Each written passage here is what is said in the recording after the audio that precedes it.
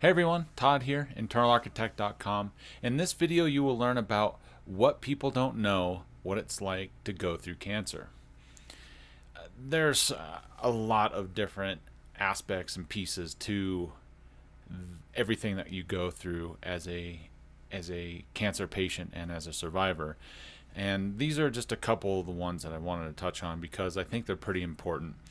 You end up coming across people that are concerned, but they don't know what it is and what it's like to kind of go through it, and they want to be able to try to relate, but it just, unfortunately, unless they experience the cancer itself, there's no way, and that kind of goes for just about anything that comes to an experience that no one has ever been through except for yourself. There's a lot of parts to it, where you can really take the time and really change kind of the mindset that you are going through when you are first diagnosed, or just before you were first diagnosed. And first and foremost, this is something that really pulls you out of your comfort zone, right? This is something that no one is going to understand, and no one can relate to. And by that in itself, you are so far out of anything that you have experienced before in your life. You just don't know. You kind of just taking a step off the deep end, and just kind of going with it.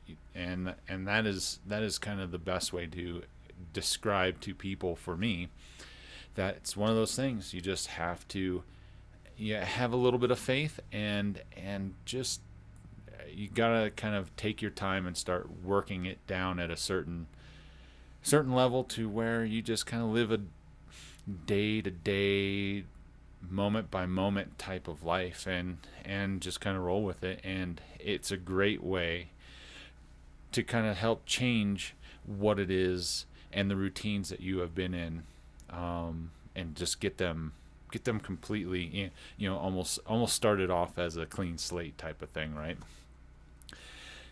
This also makes you question everything. Like, it makes you question your history. It makes you question,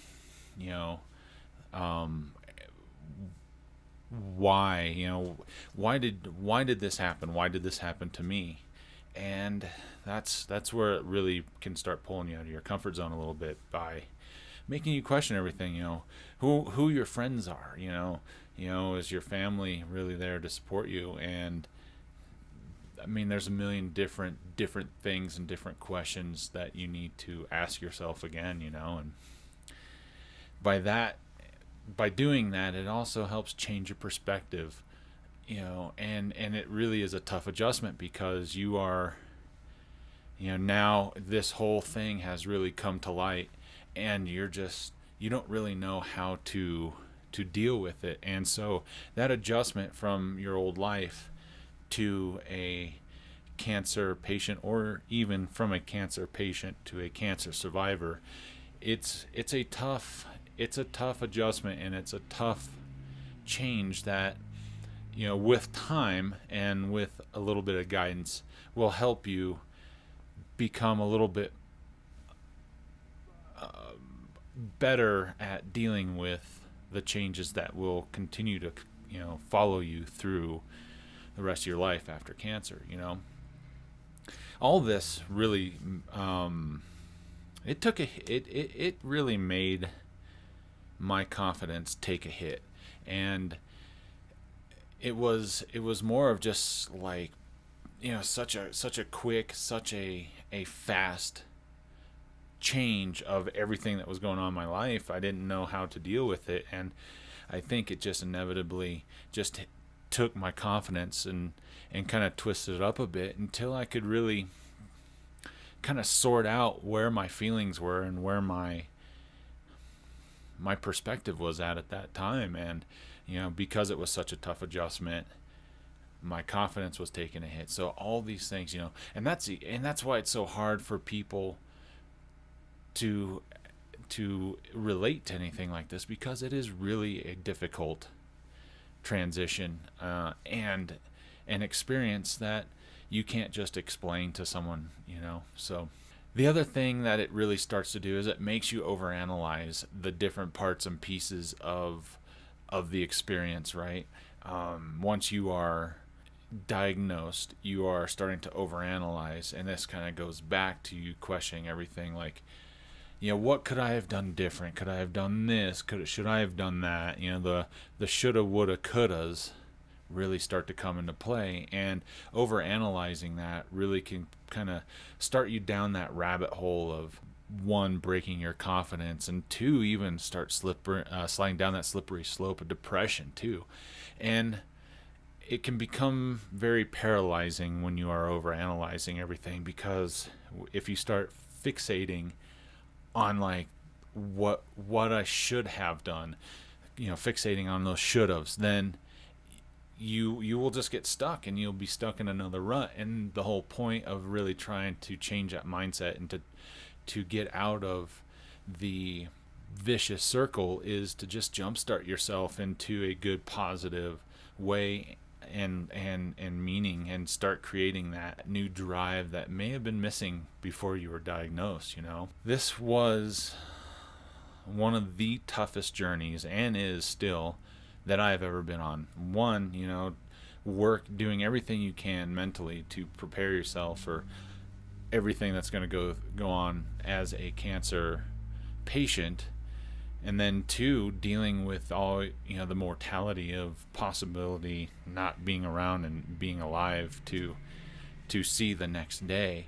I mean, that in itself is incredibly stressful, and it's also another reason why you kind of go through this whole exercise of change, and you're out of your comfort zone. You question everything. Your perspective changes. It's like a full, complete, personal meltdown of everything that you've known, right? And it just takes time. It takes time, but it takes the will to kind of continue pushing forward and making the next good, right decision to help yourself out with it. It's everything I've learned and time has taught me is that confidence is gained and continues to be worked on daily. At the end of the day, every day, my goal is to feel like I have unwavering self-belief in everything that I do. And I still am working towards that. I'm getting closer. I can feel it.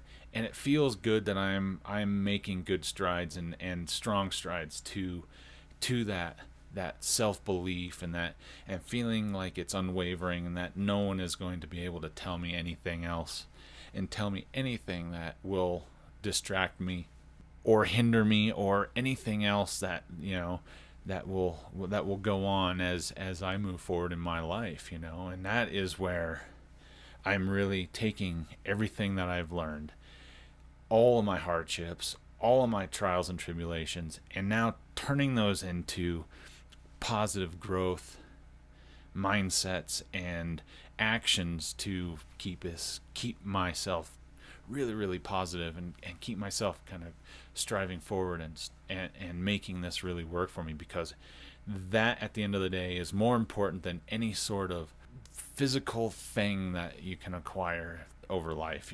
It's being able to help you and to help someone else that is really struggling with this thing after cancer, and it is possible, because I am proof, right?